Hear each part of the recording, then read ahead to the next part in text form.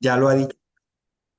Vengo caminando con esta familia del Verbo Divino ya hace unos 20 años que estuve en mi primer taller en San Antonio de Prado, en Medellín, en el departamento de Antioquia. Allí tuve la experiencia reveladora.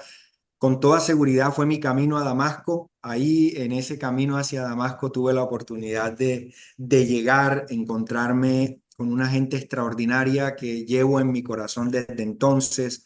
El padre Carlos Eduardo Betancur, un hermano entrañable a quien le mando un saludo a esta hora de la tarde, un verbita de hueso colorado, digo yo acá, ¿no? Allí conocí también a otros padres, el padre Mateo, el padre Juanjo, si no estoy mal, españoles como nuestro padre Lauren, a Lina, en fin, un equipo maravilloso con el que pude ir escarbando en este hacer bíblico y enamorándome de la palabra del Señor y en la magia que tiene, en lo extraordinario que tiene el poder del encuentro. Y desde ese entonces ha sido un camino bellísimo que no se detiene, que sigue siendo pan para el camino, que sigue siendo sustento. Así que agradecido, honrado de poder estar aceptando esta invitación y con el peso enorme de estar hoy de este lado, siempre estoy regularmente del otro lado. Recibiendo, alimentándome, disfrutando del banquete que nos sirven estos biblistas y hombres y mujeres de este gran continente latinoamericano, al que también saludo a todos mis hermanos y hermanas que están en este espacio y las que nos verán y los que nos verán seguramente en otros itinerarios y en otros horarios. Entonces, pues les saludo desde Barranquilla, Colombia. Tengo por gracia del Señor la oportunidad de compartir un ambiente de espiritualidad abierta, de comunión amplia, así como pude llegar al Verbo Divino hace ya unos 20 años por primera vez. Vengo de una tradición cristiana evangélica histórica, mi madre alemana, luterana por su familia, mi padre de tradición presbiteriana, y en mis propias búsquedas y andares transito desde el anabautismo, una manera de entender el cristianismo que abrazo y que creo mucho por su compromiso con la paz, la reconciliación, ese rostro social que la iglesia nos llama también a abrazar, y en ese camino del encuentro con otros y con otras, el Dios de la vida me permite hace ya unos 10 años ser parte de la iglesia anglicana en la provincia del Caribe y la Nueva Granada, y allí entro por gracia del Señor a ocupar un lugar en lo que tenía que ver y lo que tiene que seguir viendo con la Secretaría de Paz, Justicia para Latinoamérica y el Caribe. Y desde allí comienzo a servir, luego empiezo a atender temas de comunión amplia, de diálogos ecuménicos, interreligiosos, y por gracia de Dios, yo siempre me confieso y voy a hacer memoria aquí de otro gran biblista latinoamericano por adopción, de nacimiento norteamericano, Juan Stam. Cuando le preguntaban que él qué era, él decía, bueno, yo soy cristiano, católico, evangélico, soy místico, es decir, y es un escrito precioso que les invito a buscar de él, pero finalmente él decía, yo soy un hijo amado por Dios y espero que ustedes también lo sean. Y ustedes, mis hermanas, también sean amadas por Dios. Así que nada, no vinimos a hablar de mí, yo creo que ya es suficiente con esta presentación. Hago parte de un colectivo de biblistas también en Colombia, transito por amistades con otros colectivos, en fin, es largo el camino, pero me siento verbita también de amor, de cariño, de aceptación de esta familia del Verbo Divino que me ha formado, me ha forjado. He tenido la fortuna de estar en las aulas allí en Quito, aprendiendo profundamente a enamorarme de la palabra y a entender el verbo encarnado de Dios a través de la escritura. Y hoy yo creo que es por gracia divina que me concede la oportunidad de hacer parte de este periplo, de este itinerario en este capítulo de Juan. Siempre acostumbro a decir en unos espacios como estos que si se nos perdiera la Biblia por cualquier circunstancia, como durante mucho tiempo la cristiandad y la espiritualidad arraigada desde Jesús vivió, no teniendo un texto escrito, sino la oralidad y la tradición, que es parte fundante de esto que hoy vamos a hacer. Un texto como este de Juan, si lo conserváramos en el corazón y en la memoria, sería suficiente para entender por qué la cristiandad es una respuesta al presente de nuestro mundo. Creo que quiero empezar por ahí. Este texto de Juan que hemos compartido el domingo anterior en una extraordinaria charla compartida también desde Bogotá, Colombia. Excusas a mi hermano por no recordar su nombre en este momento. Una charla extraordinaria la que pude tener la oportunidad de escuchar en diferido.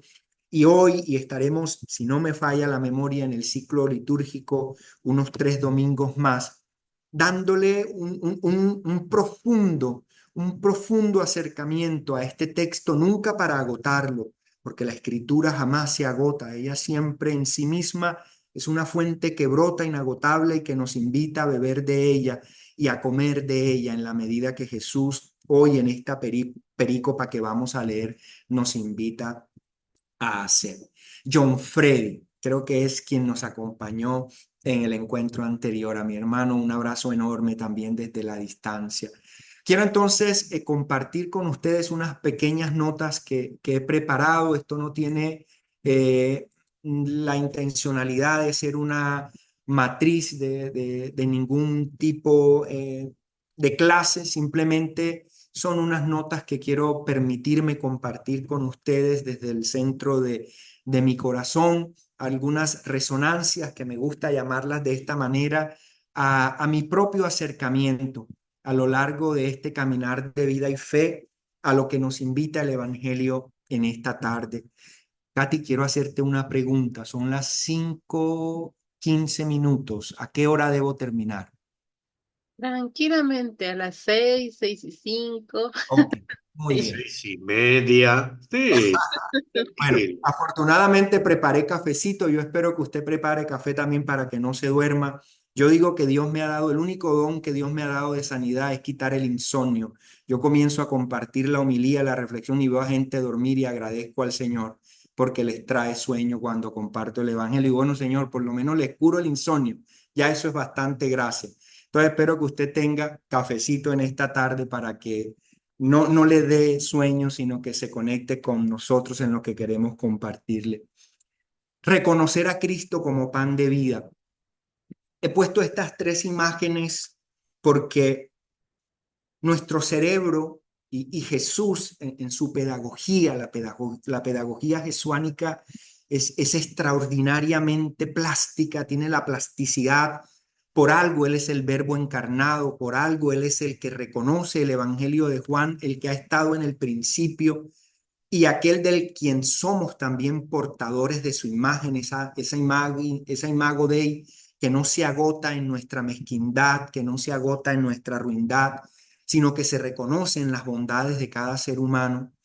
Y he querido poner estas 3 imágenes para acompañar esta presentación, para darnos un poco a esa plasticidad, porque en la sociedad que hoy vivimos, en la manera de entenderlo todo de manera rápida, instantánea, hemos perdido la cercanía con muchos procesos, entre ellos el proceso de lo que tiene que ver con la elaboración del pan. En algunas regiones de América, de Europa, se está recuperando esto del pan de masa madre, de ponerlo a dormir. Es decir, aquellos instintos del alma humana por recuperar esos valores preciosos que nunca debemos perder. Pero digamos que la sociedad moderna todo lo quiere hoy rápido. Asistimos a las complejidades más profundas del alma queriéndolas resolver de manera rápida. Resolverlo creyendo que en el Instagram, que en el Facebook, que en las redes sociales, a través de cortos reels, de selfies, la vida se resume cuando no es en serio esto, ni es cercano a lo que acontece en el día a día en nuestras vidas. Pero hemos querido beber un poco de esa droga medio extraña de falsear la vida y creer que la vida acontece simplemente en escenarios donde todo es una postal de Facebook y no es así. el pan al que nos viene a invitar esta metodología pedagógica juánica que es tan extraordinariamente fascinante, ha sido el evangelio que me ha tomado más tiempo en mis trabajos para mis tesis y mis estudios pastorales. Ha sido el evangelio que más, por eso cuando recibí la invitación a compartir este Evangelio de Juan, me sentí profundamente bendecido por el Espíritu, pero también por el Padre Lauren y por Katy por haberme permitido estar con ustedes hoy. El pan es un proceso, la vida es un proceso. Cuando el lenguaje en el que Jesús intenta aproximarnos para que podamos leer las realidades de la vida, nos pone el pan como el profundo elemento de pedagogía, la metáfora en la que podemos acercarnos para comprender las dimensiones a las que nos quiere llevar el Evangelio para transformarnos. Tenemos que entender que hay un sembrador que sale a sembrar. Y ese sembrador que sale a sembrar sale con la fuerza en el corazón de entender que hay un campo que labrar, que hay una tierra a la cual hay que agradecerle, esa Pachamama a la que hay que bendecir, a la que hay que escarbar, a la que hay que limpiar. Y viene a mi memoria un poco en el lenguaje de los sinópticos cuando hay un labrador de la tierra a quien parece que no le está dando muchos resultados algo que ha plantado y el dueño de esa tierra viene a decirle, mira, esto hay que quitarlo porque está ocupando la tierra y no está dando resultados. Y aquel siervo viene y dice con un corazón desde la gracia cristiana y le dice, dame una oportunidad, dame un año más. Es decir, para que esta tierra y esto que está plantado aquí dé frutos. Ese sembrador que sale a sembrar tiene siempre la esperanza de que esa semilla eterna que es la verdad en nuestros corazones pueda germinar. Pero es un proceso que pasa por la molienda del trigo, de la cebada, de los granos que se pongan en el pan y luego intervienen las manos del hombre para amasar, para testear, para acondicionar, para poner los elementos que darán sabor, que darán consistencia a ese pan y la masa deberá entrar en un reposo para que tome cuerpo. Si hay en esta sala a quienes les gusta hacer su propio pan, entenderán la fascinación de lo que es tomar esa masa desde cero y convertirla luego en un pancito tierno, calientito, que adorne nuestra mesa y que alegre el corazón. Esas son las complejidades cuando llegamos al texto. Hay mucha gente que me dice siempre, yo leo la Biblia para dormirme. Yo no leo la Biblia para dormirme, yo leo la Biblia para que me despierte.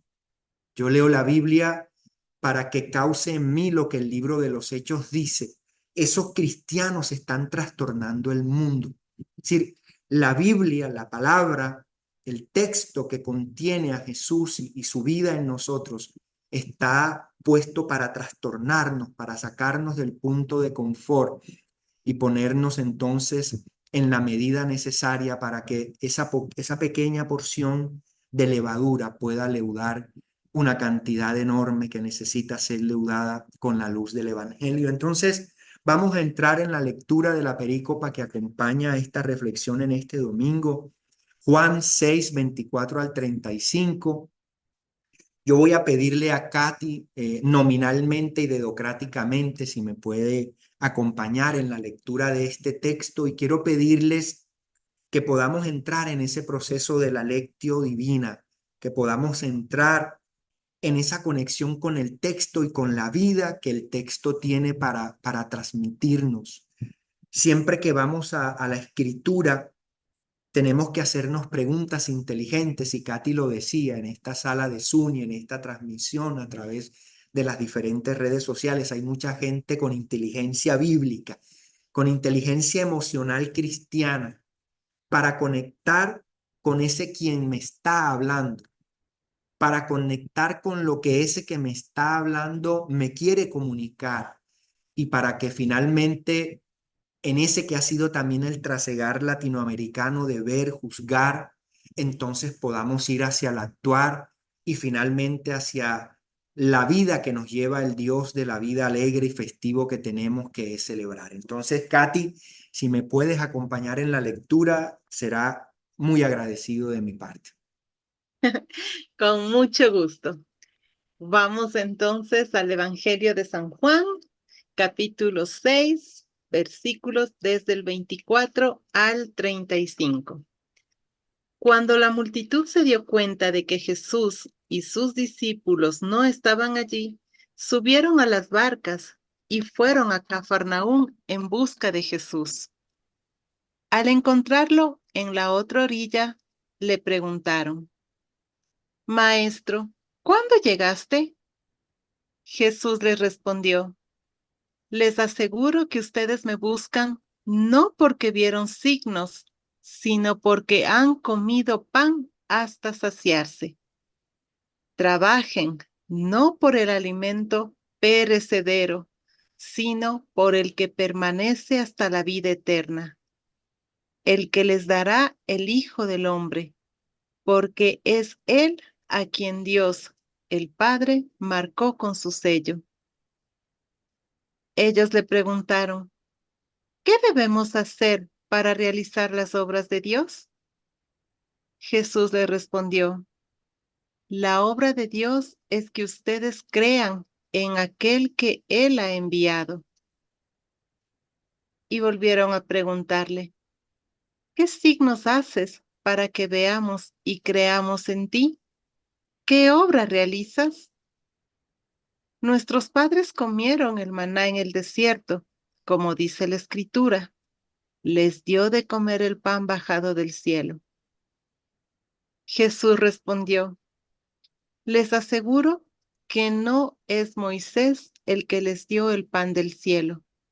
Mi Padre les da el verdadero pan del cielo, porque el pan de Dios es el que desciende del cielo y da vida al mundo. Ellos le dijeron: Señor, danos siempre de ese pan. Jesús les respondió: Yo soy el pan de vida. El que viene a mí jamás tendrá hambre. El que cree en mí jamás tendrá sed. Palabra de Dios.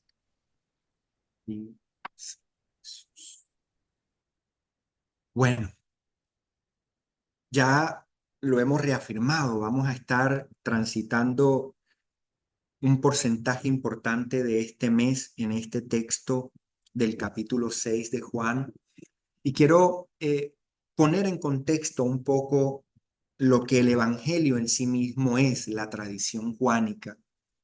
Hay una referencia de Clemente de Alejandría hacia el siglo segundo de nuestra era cristiana, en la que en sus acercamientos a la tradición juánica, que comprende no solamente el Evangelio en sí mismo, sino que ustedes, que son grandes conocedores de la Escritura, saben que incluye las cartas primera, segunda, tercera de Juan y el Apocalipsis mismo. Es decir, que toda esta tradición juánica, pero principalmente este Evangelio, era un evangelio en el que profundamente se percibían unos elementos muy espirituales.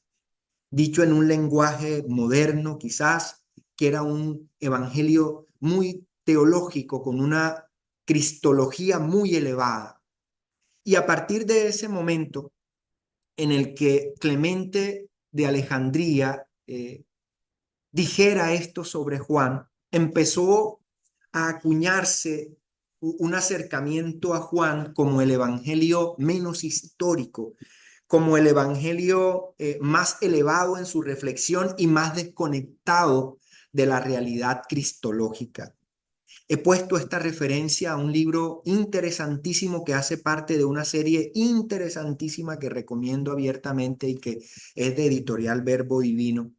Es que se sabe de este en especial, que es la espiritualidad bíblica, pero esta serie de textos, Katy después podrá hablar de ella, y el padre Lyron tiene excelentes elementos para estudiar muchos apartados a quienes estamos en este camino de profundizar en el acercamiento a la palabra del Señor.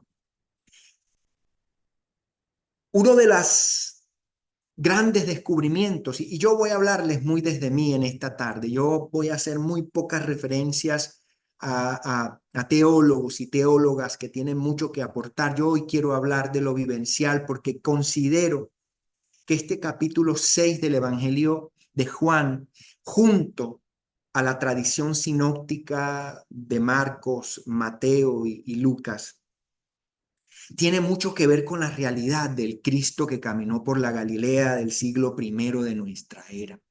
Yo creo que si hay unos elementos que nos ponen en la dimensión del Jesús de carne y hueso con el que quisiéramos y anheláramos podernos encontrar en algún momento de nuestra realidad histórica, tiene que ver con esta narrativa del pan y de su multiplicación que aparecerá un par de veces en Marcos para dejarnos unos elementos importantes de reflexión, pero no es el caso ir a Marcos, solo lo cito para ponernos en contexto. Lo hará Lucas y lo hará Mateo también, cada uno conforme a la necesidad para imprimir un sello de identidad que en esa comunidad está queriendo dejarnos una respuesta para que en tiempos como los que hoy estamos buscando, acercarnos a este texto nos pueda dar una respuesta que no simplemente nos suene teóricamente hermosa, bonita, romántica, sino que nos pueda dar auténticamente para la historia que nos está correspondiendo vivir elementos para poder enfrentarlas. Entonces allí es cuando yo considero que esto que nos dice este libro y nos dicen otros autores, por supuesto, también en esta misma línea de pensamiento, Juan, si bien es cierto, tiene una espiritualidad cercana a una línea de espiritualidad de su tiempo que aún los expertos en esto no se ponen de acuerdo en situar, pero muy seguramente la comunidad juánica, esto es de cuño propio, esto no quiero ponerlo en boca de nadie, pero por lo que he podido ir profundizando en este evangelio, es una comunidad profundizada en la experiencia mística del judaísmo, que es una línea que poco buscamos acercarnos cuando hacemos el estudio de las Sagradas Escrituras y siempre vamos hacia la historicidad o pensamos que solo existía esta línea dura del fariseísmo, de los escribanos, pero había al menos unas 30 escuelas, unas 30 maneras, unas 30 formas de acercarse a la lectura veterotestamentaria, al Antiguo Testamento. Es decir, el pueblo de Israel había acercado el texto por no menos de 30 caminos y a veces nosotros queremos agotarlo y decir que nosotros tenemos la verdad, más producto del ego y de la necedad que de la razón del Espíritu de Dios que habita en nosotros. Entonces, esto nos quiere decir, y yo quiero reafirmarlo, que estamos aconteciendo a uno de los elementos más históricos que la verdad evangélica nos puede traer. Y es que el corazón de Jesús, el corazón humano de Jesús, la sangre que corría por las venas de Jesús, los sentidos, la emocionalidad, la profundidad de la humanidad que el Verbo encarnado en este evangelio nos quiere representar, es uno que conecta con su realidad histórica, que no simplemente está queriendo ver la espiritualidad como algo de una vida para cuando cerremos los ojos y vayamos al cielo y nos aparezca este hombre de barba y nos entregue las llaves de San Pedro y toda esta narrativa. No, no. Yo creo profundamente que esta tradición del pan fraccionado y de las entrañas de Jesús conmovida por una humanidad que sufre es lo más histórico dentro de lo histórico que podemos encontrar cuando vamos al Evangelio. Por eso nos los han dicho nuestros teólogos latinoamericanos, y el padre Lauren es uno latinoamericano de sangre y hueso colorado, por lo que voy a decir a continuación, porque a veces creemos que las mejores teorías y doctrinas nos las da Europa, y suele mucho acontecer en nuestros salones y en nuestras reflexiones, en las que teorizamos y escribimos unos largos escritos que a veces yo creo que ni el que los escribe los logra comprender, pero creemos que con poner palabras y escribir refundadamente estamos definiendo a Dios. Pero el Jesús que es Dios y es la historia consumada de salvación a través del vientre de la Santísima Virgen María, esta mujer que encarna también el pan de vida y que entiende la realidad que es correr los riesgos para que el pan de vida espiritual pueda sernos dado de manera material. Y entonces ahí están las implicaciones de un evangelio que nos está diciendo que la historia que nos está intentando narrar, si bien es cierta, obedece a una manera muy oriental, con signos, con metáforas, con la plasticidad en la que ellos comprenden la realidad, no historia lineal como nos enseñaron a muchos de nosotros en la escuela, el 20 de julio de 1900 tal y luego en 1900. No, no, no, no. La realidad oriental vive su historia casi que cíclica, de manera espiral y convergente, transversalizada. Todo tiene que ver con todo. Entonces, reconocer a Cristo como pan de vida nos pone de cara a un gran proyecto que soy alineado al creer que es un proyecto al cual Jesús dijo, mi Padre trabaja aún en él. Y si mi Padre trabaja aún en él, Jesús nos dice, yo también trabajo aunado a ese espíritu del Padre que sigue trabajando en un llamado profundo a decirnos a nosotros que la obra histórica de salvación todavía continúa, no porque le falte añadirle un evento más. La cruz consuma la historia salvífica para la humanidad, pero la gran delegación para que esa historia salvífica alcance a toda la humanidad nos sigue siendo entonces el trabajo en el que tenemos que comprometer nuestras manos para que ese pan de vida siga siendo amasado en nuestro tiempo y pueda seguir siendo repartido a manos llenas, creo yo, a todas luces muy visible, al menos en esta Latinoamérica que nos corresponde vivir desangrada, herida, hambrienta, desnuda, como lo diría el gran Eduardo Galeano. Entonces, este proyecto de Yahvé Dios, este proyecto veterotestamentario que encarna la historia salvífica desde el Génesis 3:19, cuando el ser humano desconoce ese corazón amplio y amoroso del Padre que ha querido brindarnos la totalidad de su bien, pero que pareciera nunca sernos completa, ¿eh? Y entonces se fractura allí y viene todo este devenir histórico en el que la presencia transversal ha sido que el proyecto de Yahvé Dios es que el pan de vida siempre sobre. ¿Y por qué siempre debe sobrar? Para romper, para demoler, para derribar el corazón del ser humano que tiende siempre al acaparamiento. Pareciera que nunca tenemos suficiente de nada y siempre queremos acumular y acumular y acumular. Entonces, hay unos textos aquí que yo solo voy a dejar como una aproximación bíblica. Por el tiempo no vamos a poder compartirlos todos, pero yo lo dejo allí como una referencia porque yo estoy en presencia de hombres y mujeres que caminan en el encanto de la palabra y que les gusta sentarse, como dice el salmista en el Salmo 1, versículo 1, ser bienaventurados porque rumiamos la palabra, porque no tragamos entero. ¿Mm? Porque nos gusta comprometernos con ese quien nos habla para poder ir hacia el nivel de cómo lo escucho mejor, de cómo le doy mi escucha atenta desde el corazón, desde mis sentidos, para entonces provocar el cómo le respondo de manera eficiente, porque he aquí que la mies es mucha, pero los obreros poco. Y quizás, insisto, en un cuño personal, los obreros son pocos porque llegamos hasta el nivel de simplemente corresponderle a ver que nos está hablando Dios, a pensar en cómo le respondo, pero cuando llegamos al nivel de conciencia que le tengo que responder con mi compromiso, entonces ahueque el ala, me voy y que se encargue el padre Lauren porque para eso se hizo padre, ¿verdad? Y le toca es a él. Y si acaso a uno o dos, tres que están para andar detrás del padre pegado a toda hora, ¿verdad? Pues yo no soy de esos. Eso me pasa a mí, yo estoy seguro que al padre Lauren, ni a Katy, ni a nadie, ni de ustedes les pasa, eso solo pasa por acá en las comunidades de Barranquilla, ¿verdad? Entonces, el proyecto de Yahvé Dios es siempre un pan que tiene que sobrar.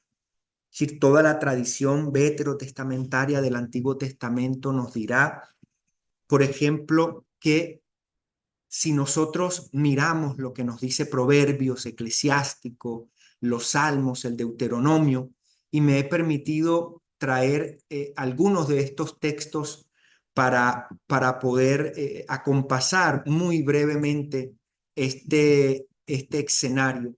Y tengo aquí algunas de estas lecturas. Por ejemplo, si nosotros miramos Proverbios capítulo 30, versículos 8 y 9, ¿verdad?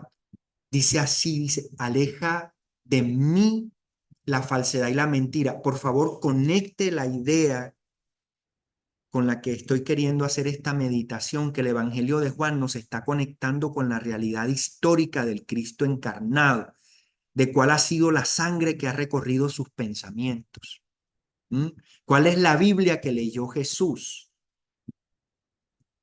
Aleja de mí la falsedad y la mentira. No me des pobreza ni riqueza, sino solo el pan de cada día. Porque teniendo mucho podría desconocerte y decir, ¿y quién es el Señor? Y teniendo poco podría llegar a robar y a deshonrar así el nombre de mi Dios. ¿Mm?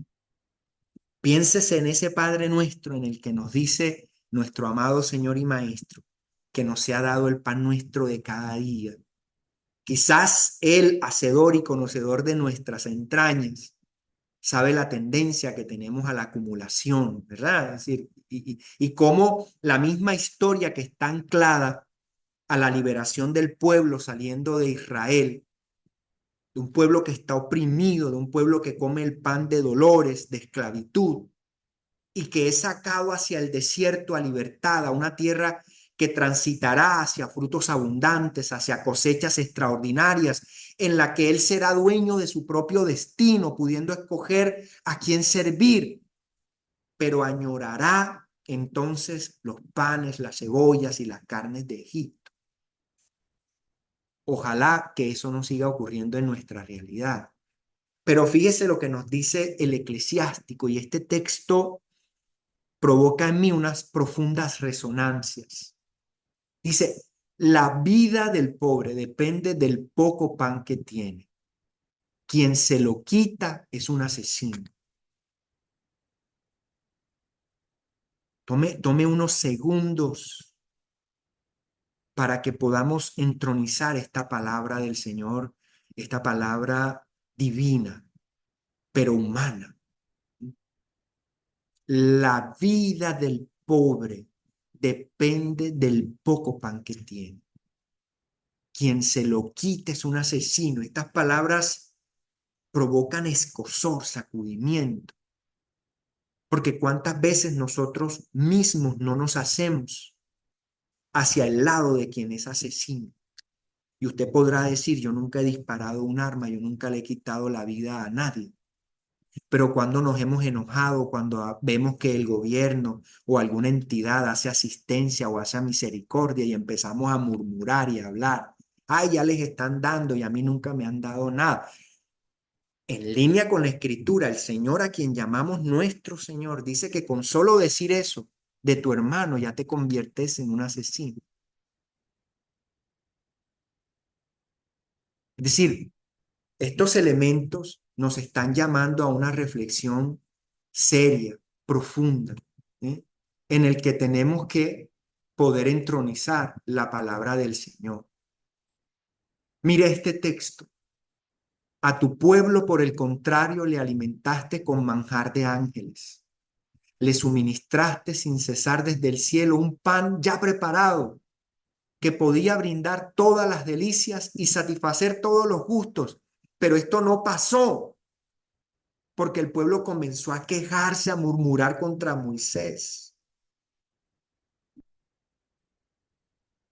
y a no parecerles suficiente entonces lo que la gracia divina les entregaba día con día. Este que es, porque así lo llamaron, ¿verdad? Esto que es, esto que es, ya nos tiene hartos y aburridos.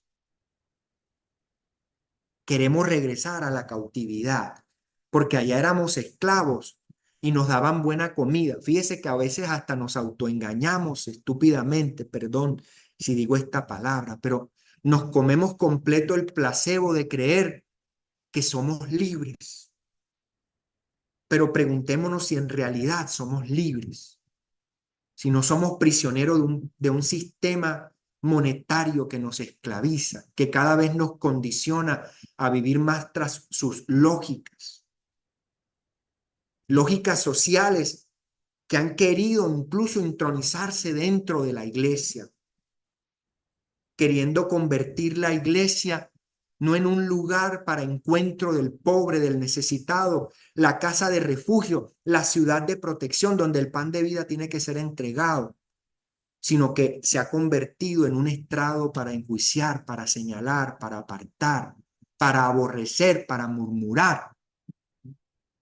Entonces, ese pan del cielo ya dejó de ser pan del cielo y se convirtió, no sé si en pan del infierno, pero del cielo no creo que sea. Entonces, estas cortas referencias que he querido dejar con ustedes y que simples son una motivación para que ustedes puedan continuar, son una aproximación bíblica para que podamos conectar con el Espíritu que está conectando con Jesús. ¿Mm? ¿Cómo reconocer a Jesús como a Cristo como pan de vida? ¿Mm? Entonces hay unas tres circunstancias aquí que quiero dejarles, pero que no cierran el diálogo, sino que lo aperturan. Insisto, vamos a estar 5 domingos, si no me falla el cálculo y me corregirán, por favor, con mucho amor, espero, dándole a esto vueltas, como a las murallas de Jericó para que se caigan, porque es que nos hemos encerrado dentro de murallas del egoísmo, del ombliguismo, como le digo yo regularmente cuando comparto la reflexión de la palabra.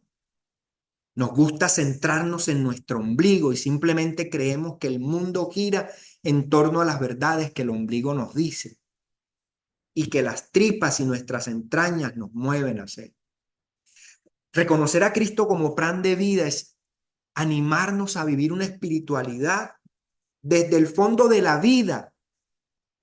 Pero ojo, que hoy mucha gente cree que hay vida, pero la pregunta, insisto, es, ¿hay vida en abundancia? Aquella vida en abundancia a la que nos está llamando el Cristo de la historia, que se despojó de sí mismo, que entregó toda su gloria, su alabanza, su adoración, su trono, para enseñarnos realmente a fondo lo que era vivir en abundancia. Y surgirían las controversias con el bendito sábado. Y surgirían las controversias si era lícito sanar o no sanar en sábado. Pero que era la vida desde el principio, cuando nada había sido hecho, pero que en él ya todo estaba creado, viene a tocar a nuestra puerta para invitarnos a reconectar con este contexto. El contexto de la historia de los protagonistas de la Biblia, del pueblo de la Biblia, del pueblo que nos narra luego lo que el pueblo de la Biblia ha vivido, para llegar entonces al pueblo que hoy lee la Biblia con ojos de realidad, no de evasión. Una espiritualidad de comunión, porque la espiritualidad juánica es una espiritualidad profundamente enraizada en las conexiones humanas. Por eso no hay nada más histórico que este evangelio. Apartándome de aquellos que ven en Juan por su tardía, quizás finalización en su redacción, año 80, 100, algunos lo sitúan con posterioridad, pero por eso quien ha sido protagonista de la génesis de este capítulo, que ya se leyó esa perícopa en el domingo pasado y no quiero volver a ella solo para situarnos en el contexto, es un jovencito, es una comunidad que está en su germen muy joven y que está teniendo que enfrentar innumerables desafíos para su contexto, persecuciones, hambrunas, guerras, imposiciones de mandatarios, desconocimientos de autoridades. Cualquier parecido con la realidad de hoy es pura diosidencia. Y en esa espiritualidad de comunión, la espiritualidad juánica del discípulo amado, nos está viniendo a decir que Jesús entiende en la fracción del pan una fracción de paz, de armonía, de reconocimiento de igualdad con el otro y con la otra. Porque estos signos a los que Juan nos invita, que son 7, y que también se habló de ellos un poco en el encuentro pasado, tiene inserto en este mismo capítulo un signo importantísimo para poder entender la comunión que tiene que ver con el discípulo amado. Y es una barca que está atravesando una tormenta. Está inserto en medio de esto. Es una narrativa bisagra. La barca en la tormenta en el capítulo 6 de este Evangelio de Juan, entre la multiplicación de los panes y esta nueva narrativa en la que estamos, hay una tormenta, hay una barca allí. Sí, una comunidad joven que ha entendido que tiene que comprometerse con la línea de pensamiento histórica del discípulo amado y enfrentar la línea histórica del discípulo amado, estar dispuesto a dar de lo poco que tenemos, por supuesto que nos va a poner en tormentas, grandes tormentas para reconocer a Jesús, que va a tener que luchar con nuestros egos, con nuestra egolatría, con nuestro afán de posicionamiento, de reconocimientos, de dinero, de economía, para ponernos entonces en una espiritualidad hacia el futuro, que es la espiritualidad juánica. Esto se lo hemos dejado narrados para que ustedes crean, ustedes quiénes. Entonces empezamos a codearle en medio de la Eucaristía al que tenemos al lado. Ahí te están hablando a ti. ¿Cómo me hubiese gustado que hubiese venido Perencejita o Perencejito a escuchar lo que el Padre está diciendo? No seamos descarados y descaradas.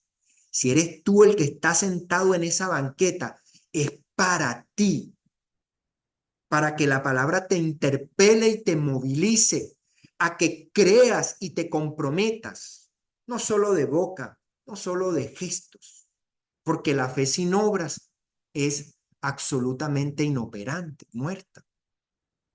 Mi país, del cual me siento agradecido con Dios por haberme permitido ver la vida, se reconoce en su tradición, espiritualidad, de fe, como la queramos llamar, de 50 millones de colombianos que somos. Las estadísticas dicen que más del 95% de los colombianos, quienes habitamos en el territorio nacional, nos reconocemos cristianos. Y este es un país que no puede ser más endiablado. Tenemos 200 años de una vida sin nada por la sangre y el derramamiento de sangre. Nos sigue preguntando todos los días Dios, ¿dónde está tu hermano? Ah, no, yo no sé dónde está. Ah, pues como yo soy militar, yo no sé dónde está mi hermano. O no, como yo soy de esta guerrilla, yo soy de esta otra, o paramilitar, o yo soy de esta política, o yo soy de esta iglesia, o yo soy de este padre, o yo soy de esta monja, o yo soy de esta hermana, o yo soy de este, de aquel, del otro, yo soy de Cefa, no. Nos está viniendo la espiritualidad juánica a decirnos, crean de manera como nos correspondió a nosotros creer para que pudiese llegar a esta herencia y la podamos recibir hoy como ese plan fraccionado, que nada se perdió. Y es tan cierto que nada se perdió que esas canastas todavía están circulando en medio de nosotros. Entonces, todo este contexto nos invita a recorrer un camino seguro, no porque no haya amenazas, sino porque en quien lo estamos recogiendo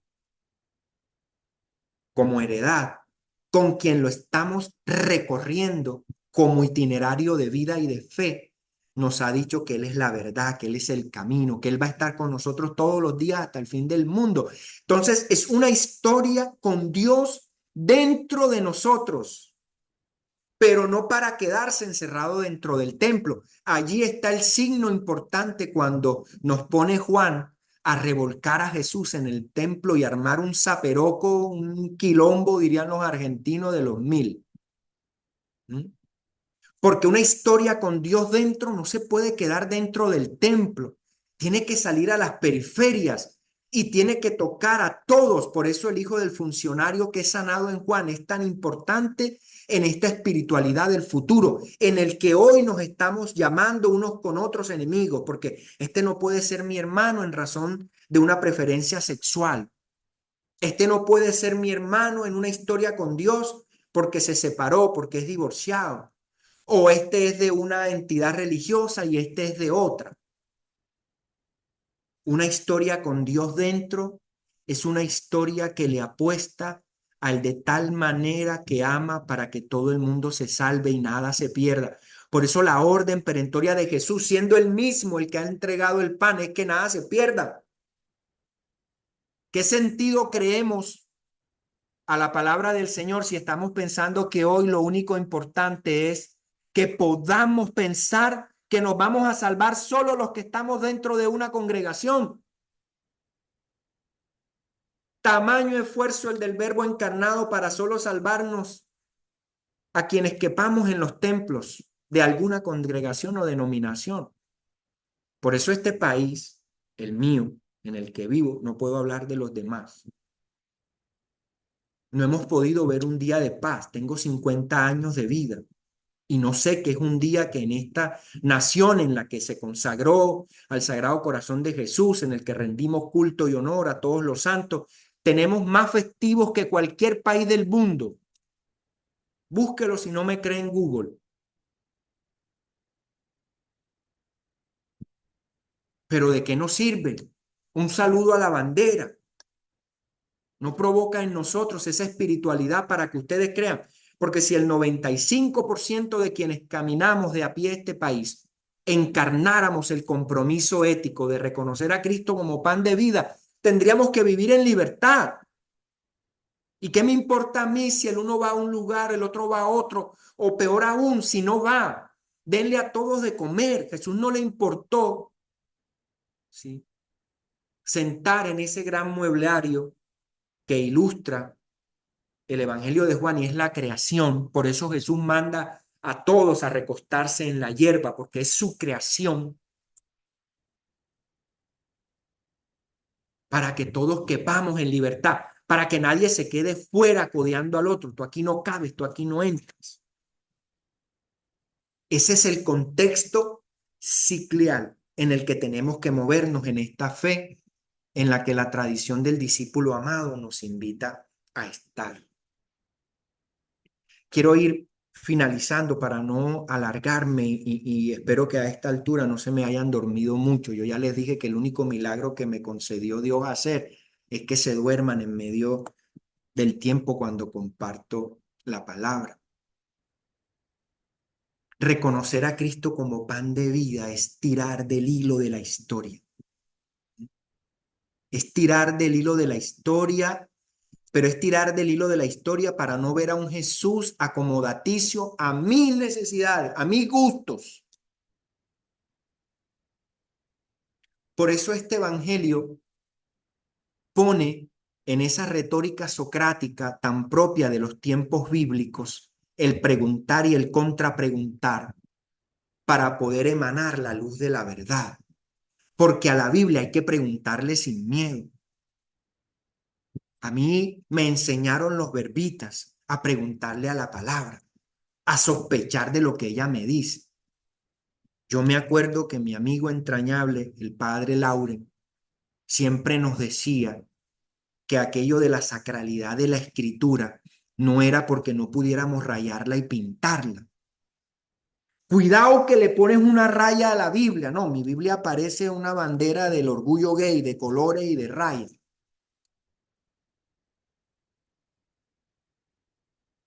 Porque la Biblia no se puede rayar, no se puede tachar, porque se ofende al Dios de la palabra.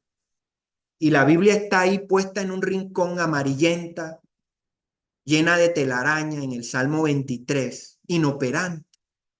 No, mejor ráyela, rómpela, haga lo que usted quiera. Y si me permiten, les voy a contar una historia.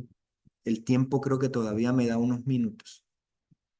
En una de las comunidades donde he podido compartir en la parroquia con su cuerpo pastoral, un joven muy comprometido, amigo de esta casa también, Javier Ojeda, Katy, el padre Laure, creo que lo reconocerán, ha hecho parte del trabajo que a veces en algunos tiempos de Adviento ha estado con nosotros desde Colombia.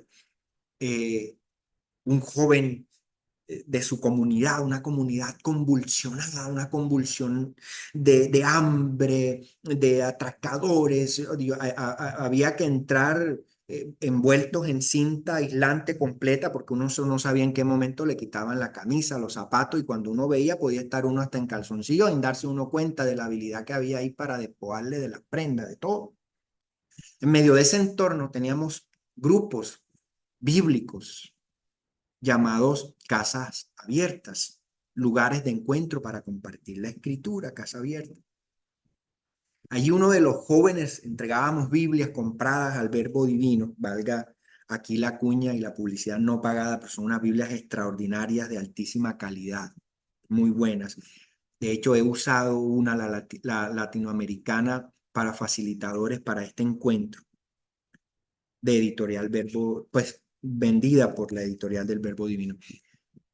Uno de estos jóvenes desafortunadamente cayó en las drogas, y esto no es falsedad, esto es historia verídica. Comenzó a tomar las hojas de la Biblia que le habíamos dado para armar su porro, le llaman aquí en Colombia, no sé cómo le llamarán en otros países a la marihuana cuando la van a fumar, porque el papel de la Biblia era tan fino, era tan bueno, que le encendía mejor el porro.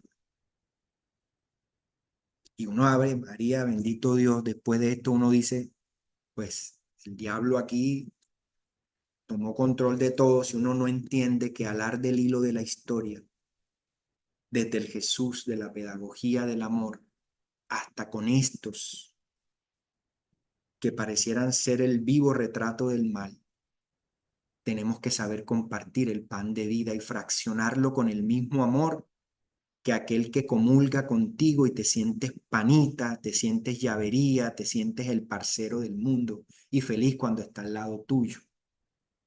Este joven, después de un tiempo de muchos procesos y ya casi la Biblia acabándosele en el Antiguo Testamento y yendo en parte por los evangelios ya, y él cuenta esto y lo narra, él dice, yo literal me fumé casi toda la Biblia, y lo dice jocosamente, pero hoy comparte su testimonio por muchos lugares en este territorio nacional y anima a muchas comunidades. Dice que llegó un momento en el que de mucha tensión lo estaban persiguiendo, lo iban a tomar preso, había cometido unas fechorías, unas cosas tremendas. Arrancó el pasaje donde estaba la fracción, la perícopa del hijo pródigo. Otro de los textos que podría la Biblia extinguirse, pero si guardamos eso en el corazón, Dios mío, pero no me voy a ir lejos de donde caen las manzanas, solo quiero terminar esta historia. Este joven tomó y rasgó el papel y nos puede remover las entrañas y ofender y decir, este no, no. Pero alar, tirar del hilo de la historia es saber que Jesús fue nominado al premio despreciable número 1 del momento por andar con esa gente que revolvía las entrañas, porque eran los despreciados, los leprosos, las hemorroísas, los que estaban contaminados, los que nadie tenía nada ni quería nada que ver con ellos ni con ellas. ¿Mm? Y Jesús toma el texto sagrado y divino y lo vuelve una ofrenda incenciaria de amor. Enciende la literatura rabínica, la prende y la vuelve una hoguera de amor para que se puedan acercar a ella los que han sido congelados por el frío de la indiferencia de la religiosidad. ¿Mm? Este joven, en un momento determinado de su historia, tira del hilo convulsionado por su realidad y entiende que aquello a lo que le ha dado la espalda por tanto tiempo sigue tocando a su puerta cada día, cada momento y cada segundo. Sollozando, quebrantado, con una experiencia del Espíritu Santo en su vida, va a la parroquia, vive un momento de sanación, de libertad, de restauración, come el pan fraccionado de la Eucaristía, es acogido, es amado, es bañado, es vestido, es coronado del favor de una comunidad que reconoce sus fracturas, pero también su posibilidad de ser sanado como aquel alfarero que toma el barro que desecha, pero que no aparta, sino que lo vuelve y lo toma y viene y lo va forjando. Y ese es el pan de vida maleable que trabaja, que es sometido al fuego, que el fragor que pareciera que pudiese destruir, finalmente lo está preparando para que pueda ser comido, para que pueda ser disfrutado. Y hoy ese que pudo haber sido considerado un abortivo, como se define el propio apóstol Pablo, fue tocado por el pan fraccionado del amor. Por eso, un evangelio como el de Juan, en el que nos está correspondiendo leer este domingo, es tan histórico porque nos pone de cara a los tiempos difíciles que estamos viviendo. Hay tiranos desde todos los ámbitos de la política, pero también hay tiranía en la iglesia, en la sociedad, en nuestros barrios, en nuestras parroquias. Y el tiempo de Jesús es el mismo de ayer, el mismo de hoy y de siempre. Es atemporal esta verdad. El tiempo del evangelista nos está sirviendo hoy para que recordemos que ellos también tuvieron que enfrentar estas realidades, siendo pocos quizás, siendo pequeños, siendo movidos, pero estos signos, estos semillones que nos está dejando su legado histórico de presencia viva del resucitado en medio de ellos, nos está diciendo este tiempo es nuestro, como es hoy este tiempo nuestro. No importa lo que hicieron otros ya, hoy cuenta lo que vamos a hacer nosotros. Este pan fraccionado de Jesús sigue siendo repartido para recordarnos que el tiempo que se está jugando ahora es el tiempo nuestro.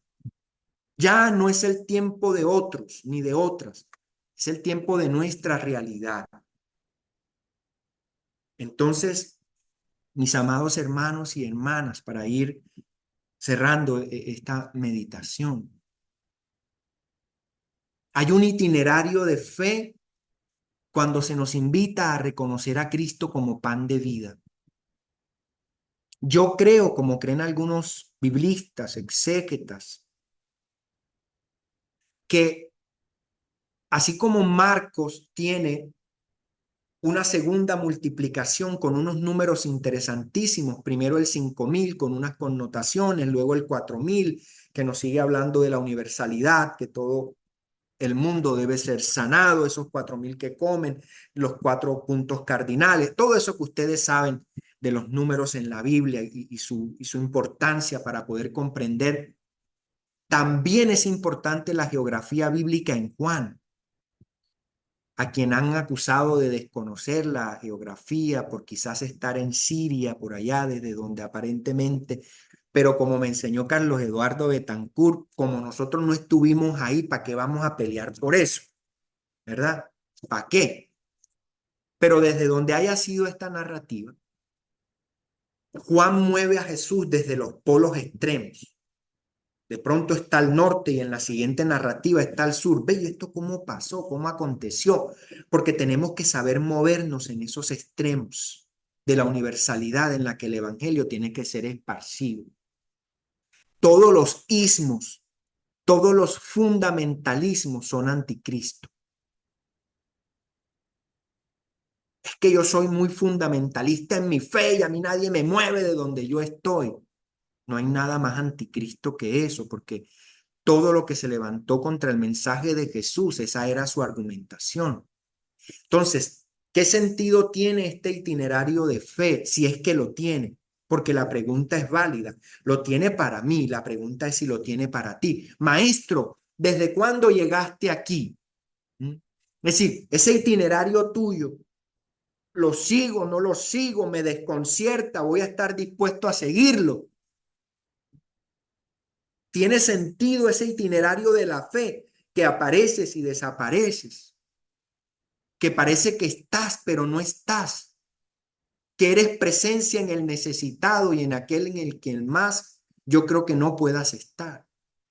Entonces aquí hay una referencia de un extraordinario entre nosotros, habiéndonos legado una literatura preciosa que en el Verbo Divino hay muchísimo de él, Pagola. Dice, nos vamos haciendo cristianos en la medida que aprendemos a pensar, a sentir, a amar, a trabajar, a sufrir, a vivir como Jesús. Ese es el pan fraccionado.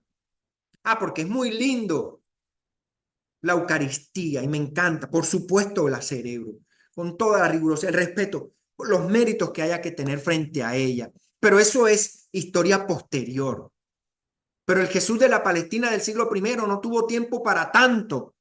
Con sus manos polvorientas, sucias, partía, fraccionaba, entregaba. Y hoy queremos pedirle a la gente tantas cosas para que pueda acceder al pan de vida, que se nos olvida que nosotros mismos accedemos a ese pan de vida solo por gracia, porque no hay mérito en ninguno de nosotros o nosotras para poder hacer esa línea. Y a veces con sorna miramos a los lados para ver quién pasa y quién no pasa, y nos viene como un cierto tufillo, porque eso es tufo, eso ni siquiera es perfume, eso es dentina, decimos por aquí, eso huele mal. Cuando pasamos a tomar la Eucaristía con ese sentido de altivez y vemos a alguien que no pasa y nos sentimos como superiores, ¿quién sabe qué habrá hecho eso o eso?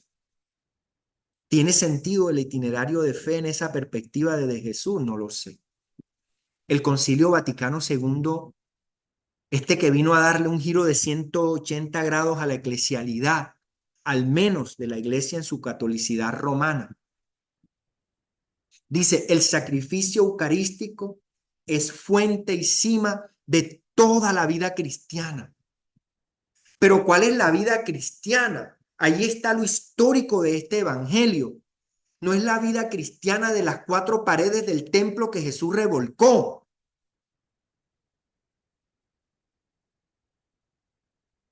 Es el vino nuevo de las bodas de Caná, que viene a ser un signo que conecta con la parte final de esta perícopa, que también nos quita la sed, de un mundo que pretende quitarnos la sed con el tener, pero que se olvida que la sed del alma no se quita con el tener, se quita con el ser.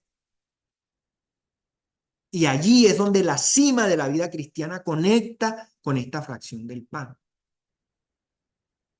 Y es una utopía, lo va a decir Eduardo Galeano.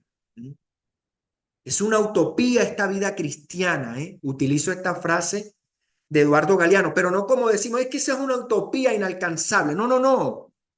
La utopía que Jesús vivía la concretaba cada día cuando era capaz de enternecer sus entrañas y saber que el que pasaba en necesidad a su lado, si tenía 2 capas, fuera capaz de darle una.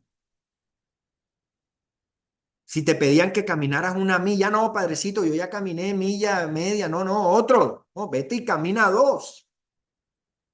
Entonces, la utopía es como el horizonte, está allá lejos, nos decía este gran latinoamericano, amador de nuestra Pachamama, de nuestra tierra, de nuestra identidad. Y yo camino 2 pasos y el horizonte se aleja. Y yo camino 10 pasos y ella se aleja 10 pasos.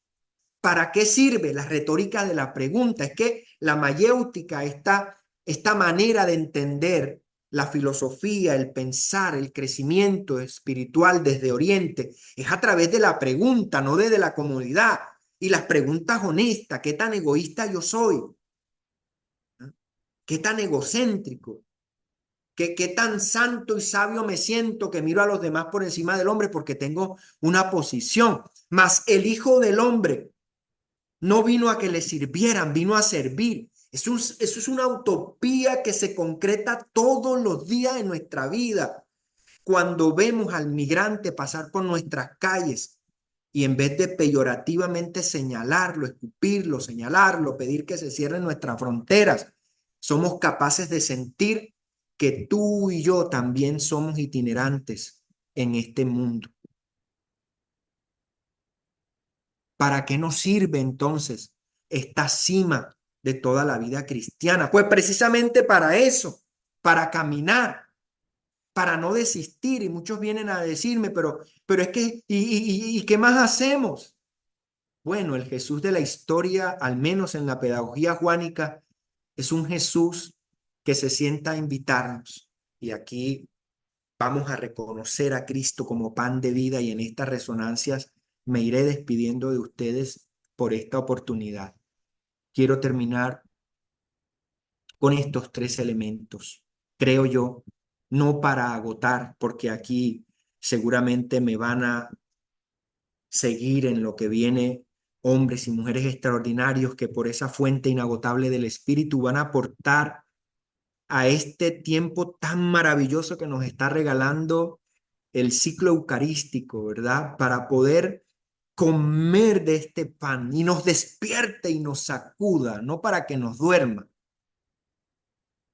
Entonces, en lenguaje responsable, muy responsable, yo quiero que usted se pregunte, ¿verdad? Reconozco a Cristo como pan de vida. Entonces, si nos vamos al texto, y usted lo puede tener ahí abierto, que yo espero que sí, para no quitar la presentación, voy a tenerlo aquí en mi Biblia. El versículo 32 de esta perícopa nos dice, el pan de Dios es el que baja del cielo y da vida al mundo. Es precisamente ese pan de Dios que nos enseña Jesús a llamar Abba, Padre, Papá, Papito, como usted quiera. ¿Mm? Con una connotación muy poderosa, siempre en acción de gracias. Nunca, nunca para plegarse al ego y desmedirse hacia la falsa piedad, sino todo lo contrario, acción de gracias. Mire lo que hace precisamente en la perícopa pasada. Jesús, en el versículo 11 de este capítulo 6, dice que Jesús tomó los panes, dio gracias y los distribuyó. Acciones concretas, verbos poderosos. Jesús toma control de la situación. Jesús no espera que otros vengan a hacer. Él ya sabe y tiene conciencia de la historia, pero Él ahora espera que tú también seas consciente y seas parte activo de esa misma historia. Con acciones de gracias, con gratuidad, con alabanza. Tú has sido alimentado por ese pan de vida del cielo que ha sido dado al mundo. Tú eres parte de esa multitud alimentada. Yo soy parte de ese signo. Reconozcamos entonces hoy en que podemos dar por gracia lo que por gracia hemos recibido. No nos cansemos nunca de agradecer. No creamos nunca que hay mérito alguno en nuestras obras. No busquemos la alabanza nuestra, no busquemos las posiciones, no busquemos los primeros lugares. Haya pues en vosotros la misma actitud que hubo en Cristo Jesús, que no estimándose a sí mismo ni a nada de lo que tenía, se despojó, el vaciamiento, la kenosis. ¿Y para qué?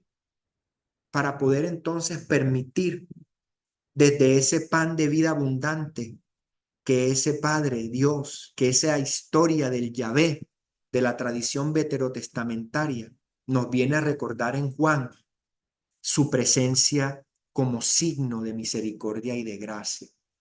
¿Y dónde acontecen estos signos? Mi familia preciosa de la fe.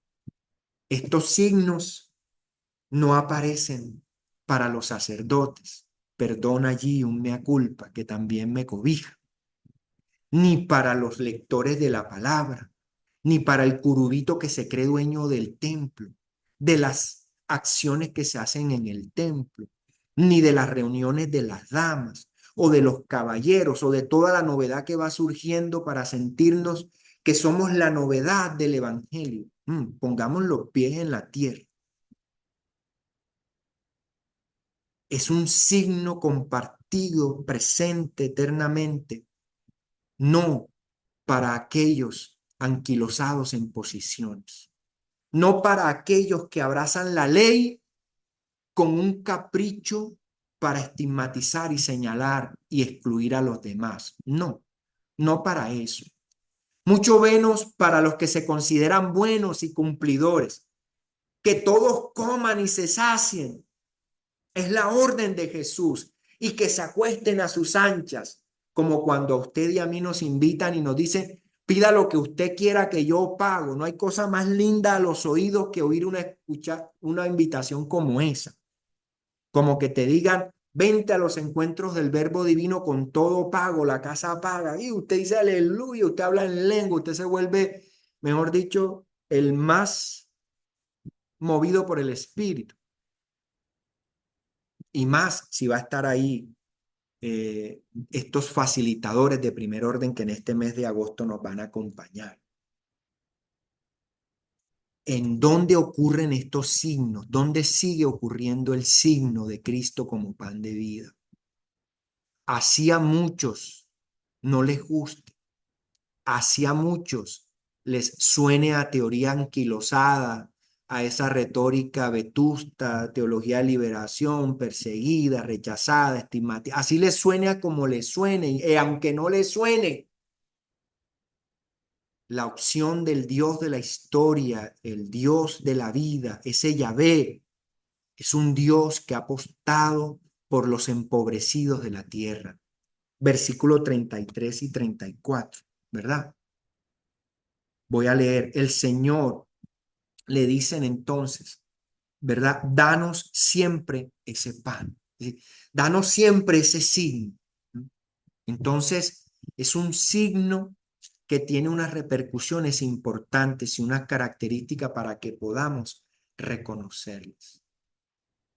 Yo creo muy, muy poderosamente, y es algo que ilumina mi propio camino y que me insta, aún en medio de mis propias fragilidades, en mis propias realidades y fracturas. Pues no crean que yo ya lo he alcanzado, que me surge también mi cretino de vez en cuando, y por supuesto más de las veces que yo quisiera.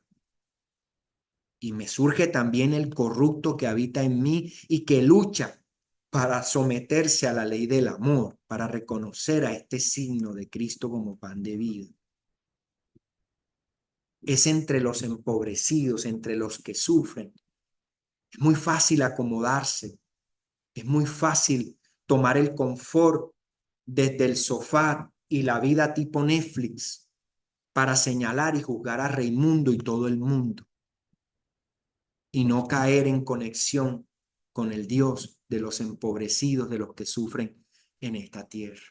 Finalmente, por supuesto, aunque pareciera que la tradición juánica no está abrazando los rasgos eucarísticos, yo personalmente creo que desde que abrimos Juan capítulo 1, versículo 1, en ese principio era el verbo y el verbo era con Dios, esta comunidad está comprometida con hacer carne y sangre los rasgos eucarísticos que permanecen en medio de ellos como alimento para no perecer en medio de la realidad histórica que le está tocando vivir. Porque si no recurren a esos rasgos eucarísticos, esta comunidad siente que va a perecer como esa barca que está en medio de la tormenta, pero en medio de realidades de persecución, de hambre, de muchas preguntas. ¿Y cómo hacemos la obra de Dios en medio de tanto problema, en medio de tanta teoría? ¿Cómo distinguimos? Enséñanos a distinguir la obra de Dios, le preguntan. Bueno, empecemos que la obra de Dios es muy fácil de distinguirla, muy lejos de la letra y muy cercana a la vida y a la piel. A mí me gusta usar la escritura para que me ilumine, no para que me oscurezca la vida, Cuando yo escucho a gente decir, es que la Biblia dice, ¡pum! Apagaron, eso es un apagón automático. Le bajaron los tacos a esa persona, porque cuando alguien viene a decirme, es que la Biblia dice para que en ese la Biblia dice excluir a alguien. Yo creo que Jesús, si estuviera en nuestros tiempos, le bajaba los tacos a la energía eléctrica y los dejaba como dejó a Nicodemo. Ay, Nicodemo, si tú no vuelves a nacer y si no comprendes estas cosas sencillas, estamos perdiendo el tiempo. Estos rasgos eucarísticos son alimento de un proyecto fraterno, sororo, que nos incluye a mujeres y hombres por igual. Más allá de esa, perdónenme, no quiero ofender a nadie, de esa harta discusión de si es para los hombres, si es para las mujeres. Yo aquí a veces se me complica un poco la cosa y no voy a entrar en Honduras porque creo que hasta ahora se me durmieron la mayoría y no quiero despertar a nadie. Pero yo no creo que el proyecto sororo, fraterno de Jesús haya sido para ponernos en el presente a discutir sobre esos famosísimos ismos y teologismos aburridísimos. No, no. Es un proyecto concreto que no tiene que ver con posicionamiento, que no tiene que ver con dónde me paro cuando la celebración eucarística está en proceso, que tiene que ver con dónde me paro cuando esto ocurre y esto se cierra. Y entonces cuando esto se cierra, se convierte entonces en realidad para mí, en un proyecto sororo, fraterno. Son los rasgos eucarísticos que esta comunidad está intentando a gritos de esperanza, con resonancias infinitas que podamos prestarle atención. Un pan del servicio es testimonial lo eucarístico de este evangelio, lo histórico de este evangelio tan encantador como es el Juan. Yo por eso creo que es mi pana también, yo lo amo. Para mí también es el discípulo amado. Porque un man o una mujer, porque si es la discípula amada, a mí eso me importa un rábano, o el discípulo amado, eso tampoco me importa un rábano. A mí lo que me importa es que la vida de este o de esta me está sirviendo hoy para iluminar la mía propia. Porque el pan del servicio es uno que sirve a hombres, a mujeres, a niños. Siéntense todos y coman.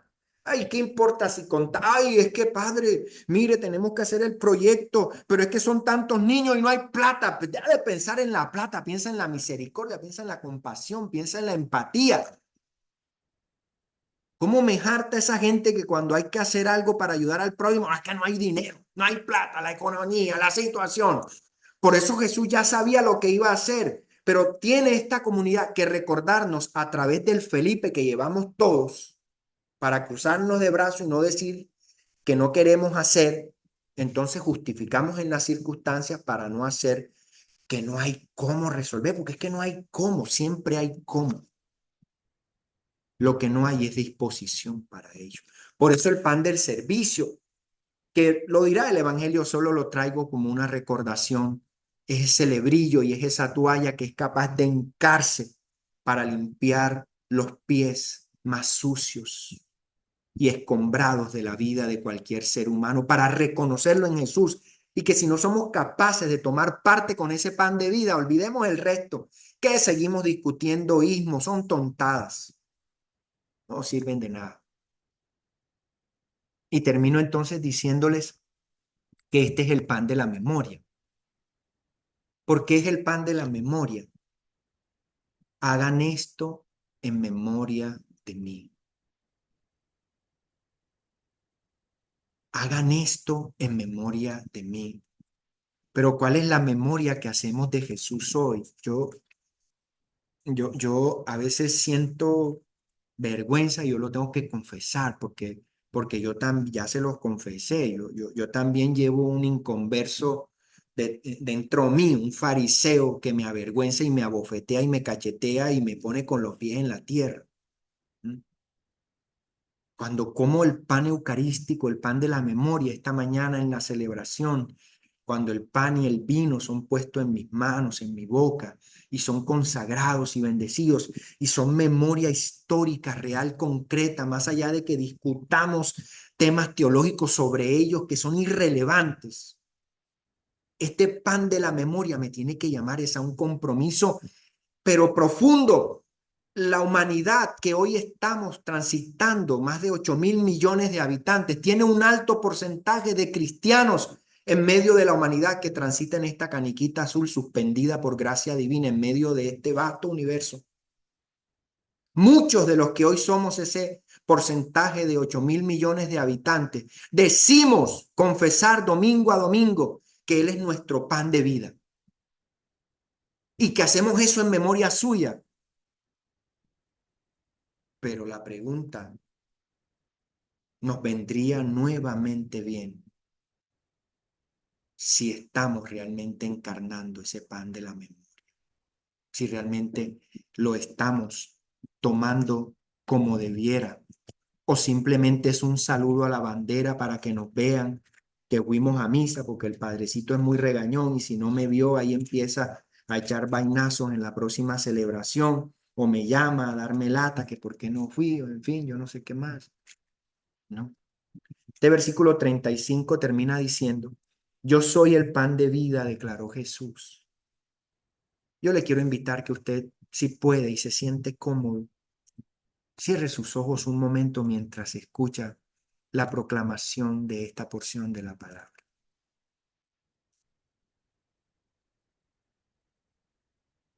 Olvídese de todo lo que le he dicho, no guarden nada. Es momento de despertarse, ahora sí. Y conéctese con esto que Jesús mismo nos está diciendo como el pan de la memoria. Yo soy el pan de vida, nos declara Jesús.